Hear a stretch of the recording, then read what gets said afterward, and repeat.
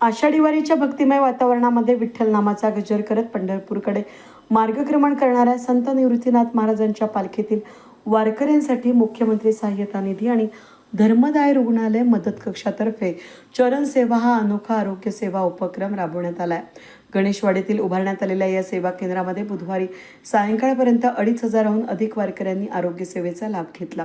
मुख्यमंत्री देवेंद्र फडणवीस यांच्या मार्गदर्शनाखाली मुख्यमंत्री सहाय्यता निधी आणि धर्मदाय रुग्णालय मदत कक्षाचे प्रमुख रामेश्वर नाईक यांच्या संकल्पनेतून हा उपक्रम साकारण्यात आला। नाशिकला आयुर्वेद महाविद्यालयाच्या परिसरात उभारलेल्या सेवा केंद्रामध्ये वारकऱ्यांना पायांची मालिश, प्रथमोपचार, औषधोपचार आणि आवश्यक आरोग्य मार्गदर्शन देण्यात आलं।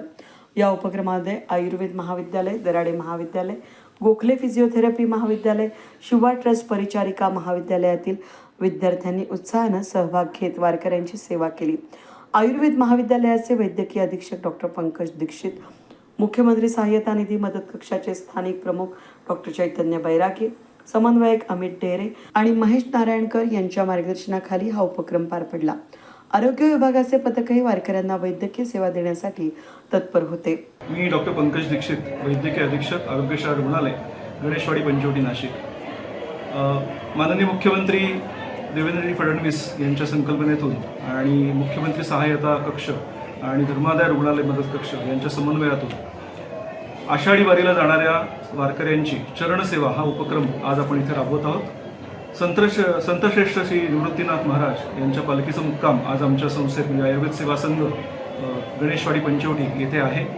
तर त्या वारकऱ्यांची चरणसेवा असा उपक्रम आपण आज इथे राबवत आहोत।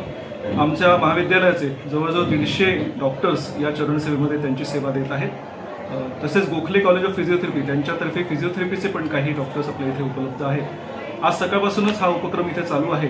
जवळजवळ 800 ते 1000 रुग्णांनी आज आत्तापर्यंत चरणसेवा हा उपक्रम घेतलेला आहे आणि त्यांचं मोफत आरोग्य तपासणी आणि त्यांना औषधही आपण इथे वाटप करत आहोत। तर आम्ही डॉक्टर आहोत, आम्ही खूप सर्वांनाच पंढरीला जायची इच्छा असते, पांडुरंगाचं दर्शन घ्यायची इच्छा असते, पांडुरंगाच्या चरणाची सेवा करायची इच्छा असते।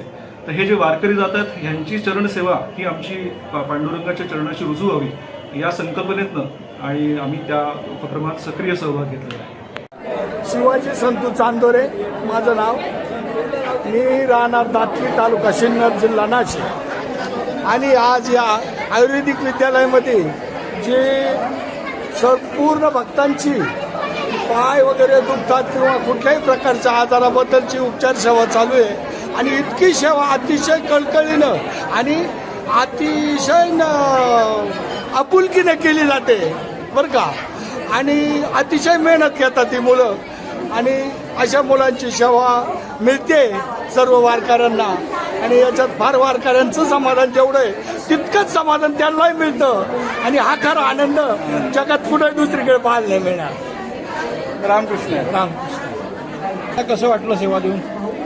सेवा आमच्या आयुर्वेद कॉलेजच्या नावातच सेवा आहे। बरोबर, आयुर्वेद सेवा संघाचे विद्यार्थी कुठलीही सेवा करण्यात कधीच मागे राहत नाही। ओके, तुमचं नाव सांगाल? डॉक्टर गौरव पाटील। आपण कुठल्या वर्षाला आहात? आता मी इंटर्नशिपला आहे। इंटर्नशिपला, व्हेरी गुड। दरवर्षी सेवा देतो आपण? दरवर्षी आम्ही सेवा देत असतो। माझं नाव जिजाबाई मुरलीधर नागरे।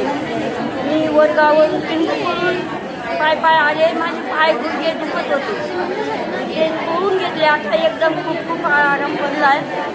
त्याचा खूप आभारी आहे। शिवाजी नागरे, आम्ही शिन्नरवरून आलेलो आहे। आता त्र्यंबकेश्वरवरून पंढरपूरला पायी दिंडी चाललेलो आहे। सेवा दिली सरकारने, ही अतिउत्तम आहे। याच्यापासून आम्हाला खूप बरं वाटतं आणि खूप आभारी आहे। भक्ती विठोबाची सेवा आरोग्याची या संकल्पनेतून राबवण्यात आलेल्या या उपक्रमानं वारीतील आरोग्य सेवेचा आदर्श निर्माण केला असून सेवाभाव आणि श्रद्धेचा सुंदर संगम अनुभवायला मिळाला। वेद न्यूजसाठी प्रतिनिधी कमलाकर तिवडे, नाशिक।